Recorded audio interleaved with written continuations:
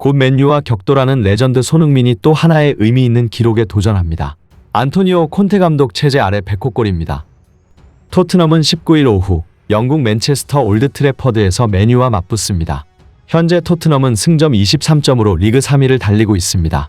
리그 2위 맨시티와는 승점이 같지만 골득실에서 뒤처지며 3위를 유지하고 있습니다.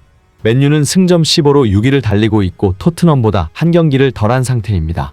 현재 토트넘은 콘테 감독 체제 아래에서 참가한 모든 대회에서 총 99골을 넣었습니다. 손흥민의 지분도 상당합니다.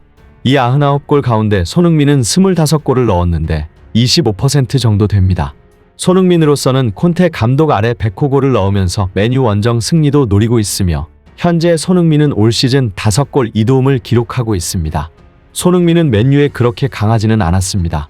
다만 그나마 위안을 삼을 만한 것은 2020년 10월 4일 올드 트래퍼드에서 열린 원정 경기였고 당시 손흥민은 2골을 넣으면서 팀의 6대1 대승을 이끌었습니다. 또다시 올드 트래퍼드를 향하는 손흥민에게는 좋은 기억이 있는 만큼 그의 활약이 기대되는 이유입니다. 하지만 역시 가장 걸리는 것은 억제기 페리시치입니다.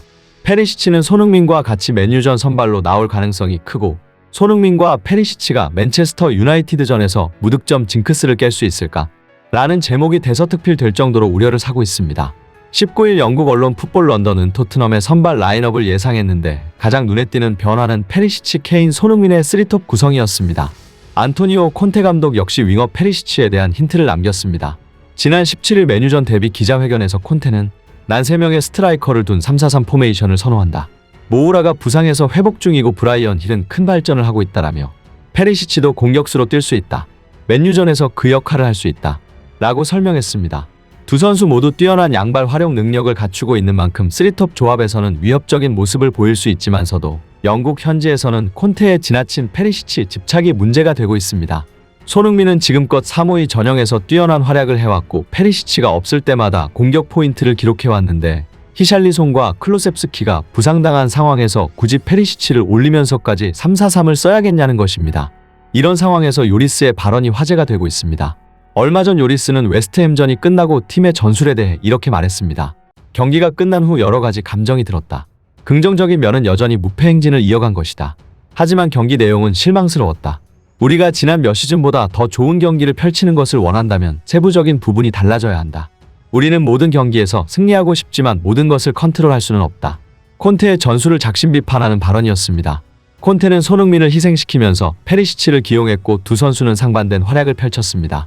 즉 요리스의 발언의 세부적인 부분이 달라져야 한다는 것은 손흥민의 위치가 달라져야 한다는 것을 의미한 것입니다. 그도 그럴 것이 최근 손흥민의 인터뷰에 의하면 요리스가 이번 시즌 끊임없이 손흥민에게 손이 계속 밀어붙여 우린 내가 필요해라고 말했다는 것이 알려졌으며 토트넘의 핵심은 다른 누구도 아닌 손흥민이라고 강조했다는 것이 전해졌습니다.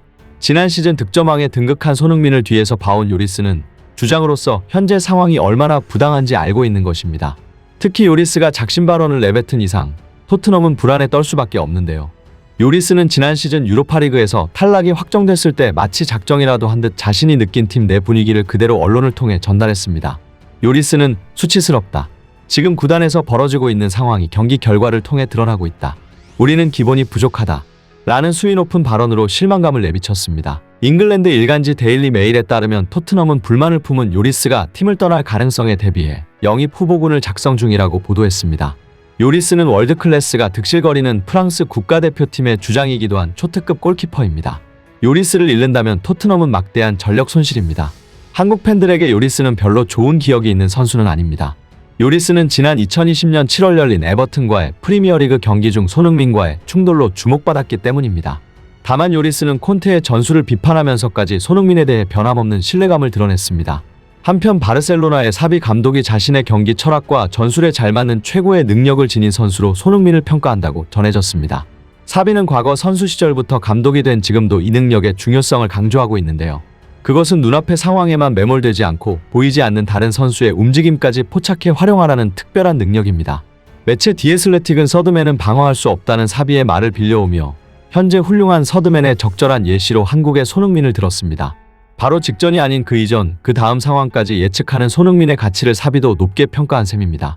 지난 시즌 토트넘은 케인이 손흥민에게 단순히 패스를 건네는 패턴 플레이를 효과적으로 활용하는데 이 패턴이 위협적이었던 이유도 손흥민의 특별한 능력 덕분입니다. 현재 토트넘은 페리시치가 들어오며 팀의 경기력에 악영향을 주는 상황입니다. 그럼에도 콘테는 노장 페리시치를 위한 공격 전술을 구사하며 집착 논란이 되고 있는데요. 현재까지 토트넘의 좋은 성적이 유지되고 있지만 더 적극적인 페리시치 기용이 언급되면서 주축 선수들의 불만이 쌓여가고 있는 실태입니다. 끝까지 시청해주셔서 감사합니다. 구독과 좋아요 한 번씩 부탁드리며 다음에 다른 영상으로 또 뵙겠습니다.